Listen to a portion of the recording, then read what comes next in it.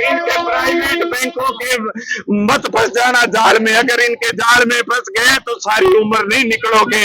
ये आपको एक बार अच्छी चाय कॉफी और आपको सर सर बोलते हैं, उसके बाद आपके साथ वो व्यवहार किया जाएगा। आप उम्र पर अपने बच्चों के कोई जवाब नहीं दे पाओगे।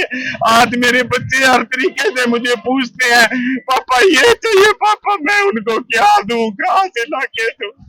मुझे हर तरीके से इन्होंने मार दिया।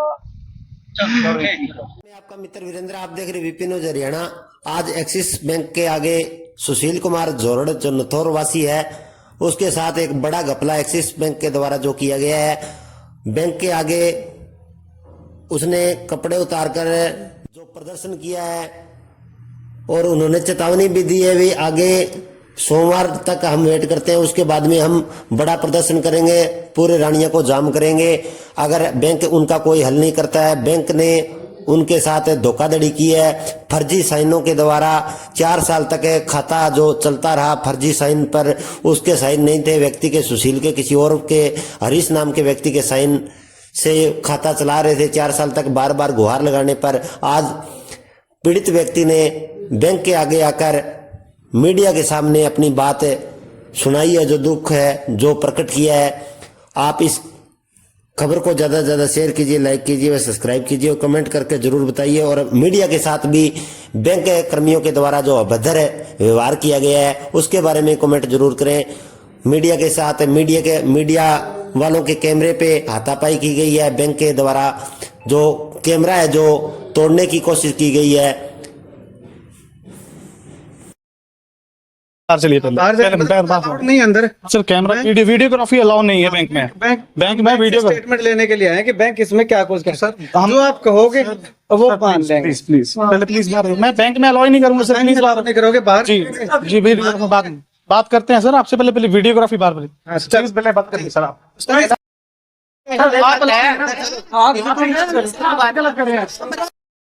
आप भी गलत कर रहे हैं ना सर, आप भी गलत करने आपका स्टेटमेंट मैं आपके साथ कुछ गलत करने नहीं आया हूँ, समझे।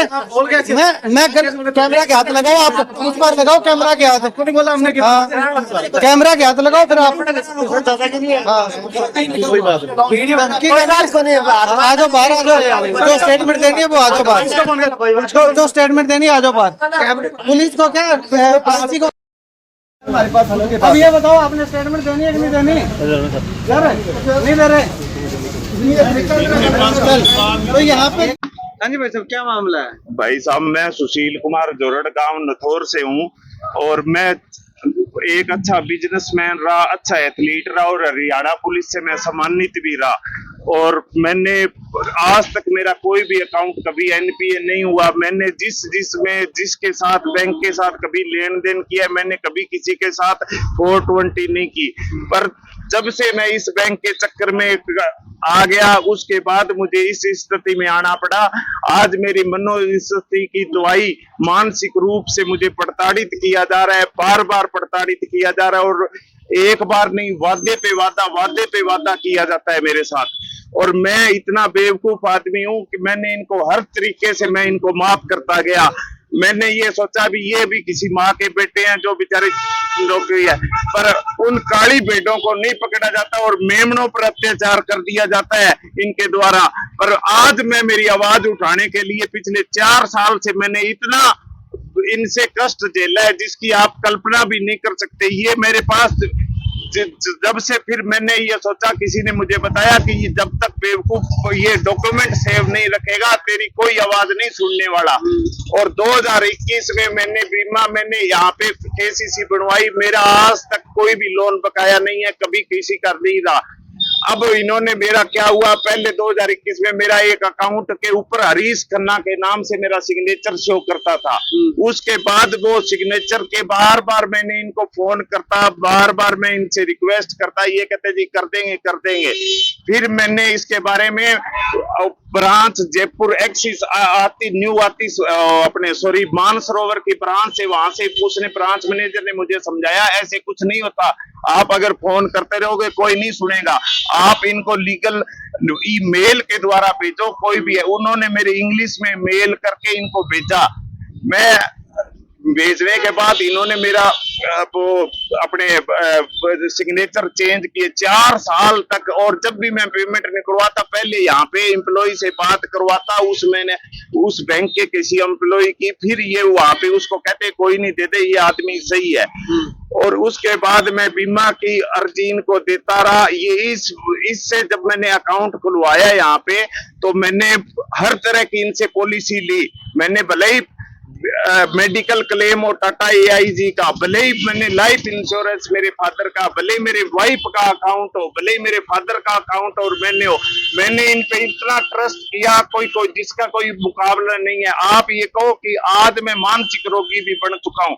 मेरी जयपुर के SMS से दवाइयां चल रही है, जिसकी मैं अभी आपको सारी कॉपियां दे दूंगी। और जो मेरे साथ वारदातें हुई है, इन्होंने जो मेरे साथ वारदात किए उसके बारे में, इस बार बात मुद्दे की, इस बार ये मेरे जाल में कैसे फंसे। इस बार सतर्क होके मैंने हर एक तरीके से डॉक्यूमेंट इनका सेव करना चालू कर दिया। मैंने इनके एम्प्लॉयज को फोन किया, उन्होंने कहा सर कोई दिक्कत नहीं है, आपका कट जाएगा। फिर मैंने कहा यार मैं इस बार हर एक काम लीगल करूंगा। मैंने वहां से जयपुर मेरे बच्चों के लिए पढ़ाने के लिए रहता हूँ। आज मेरी ये दस्ता कर दी कि मुझे एजुकेशन लोन भी लेना पड़ा बच्चों के मेरे पढ़ाने के लिए, और वो भी मैंने कभी NPA नहीं हुआ, उसके अंदर भी मैंने उसके पैसे भरे हैं। अभी बीमा क्लेम को लेकर के क्या? बीमा क्लेम को लेकर मैंने इनको यहाँ से, ये सर मेरे पास कॉपी है उसकी, मैंने इनको कॉटन का भेज दिया, भी मेरा कॉटन का काटो। और 11 या 12 तारीख 2024 को ये भेज दिया।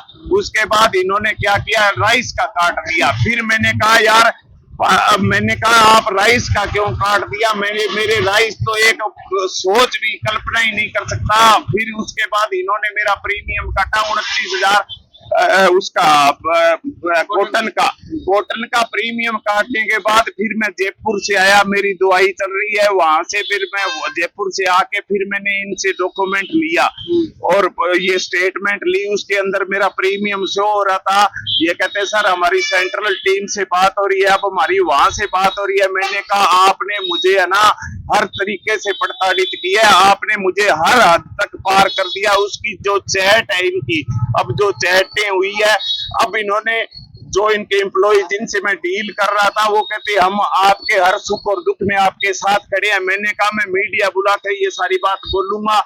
मेरे जैसे कितने बेचारे किसान होंगे जिनको कोई सिंपल फोन रखता होगा, उसको ना मेल का पता ना ईमेल का पता, और उसको कितने मैसेज आते होंगे, उनके साथ भी यही हुआ है। और मेरे जैसे अभागे किसान, मैं ये सोचा भी किसान की जिंदगी अच्छी हुई है, किसान अच्छा है। मैंने अपना व्यापार, ये देखो मेरी ऑडिट रिपोर्ट, मैं एक अच्छा बिजनेस। ये बताओ मुझे कि आपका बीमा क्लेम आया है कि नहीं आया? मेरा सर प्रीमियम काट दिया गया और मेरा बीमा क्लेम नहीं आया। अच्छा, अब मैं बैंक से बात करी, अब इनका एम्प्लॉय बोल रहा है आपका प्रीमियम वापस दे देते हैं। मैंने कहा प्रीमियम वापस देने के आज मेरी क्या स्थिति है, आज मैं अगर कुछ भी कर लेता हूं तो इसके जिम्मेवार आप होगे। प्रीमियम अब कैसे वापस दे दोगे, प्रीमियम तो उस दिन ही दे देते, कब तक दोगे मेरे को प्रीमियम? ऐसे कर करके मेरी जो आज स्थिति है, मैं आप मेरे से कल्पना नहीं कर सकते। मेरी आज इन्होंने वो मुझे नंगा करके रख दिया, मैं सामाजिक बुराई समझ के, और लोन उठाना एक हमारे समाज के अंदर बहुत बड़ी बुराई होती है। मैं सोचा इनका ये बात ना पता लगे, और इन्होंने मेरा उतना ही शोषण किया। इस बार फिर वो बोले ये एक मीठा जहर देते हैं, मेरी लिमिट को दोबारा बढ़ाया इन्होंने। दोबारा जो दिसंबर के अंदर 12 में बढ़ाने पे मेरे से घर से पैसे भी मंगवाए, कहते अकाउंट और खोले। मैंने कहा यार कितने के अकाउंट खोलोगे, बहुत खोल चुके हो अकाउंट। उसके बाद 10,000 कह, फिर मैंने यहाँ के कहा यार कुछ तो बख्श दो, मेरा सारी फसल डूब चुकी है, मेरे पास पल्ले कुछ नहीं है, मैं लोन पे लोन उठा रहा हूँ, आप मेरे पे रहम करो यार।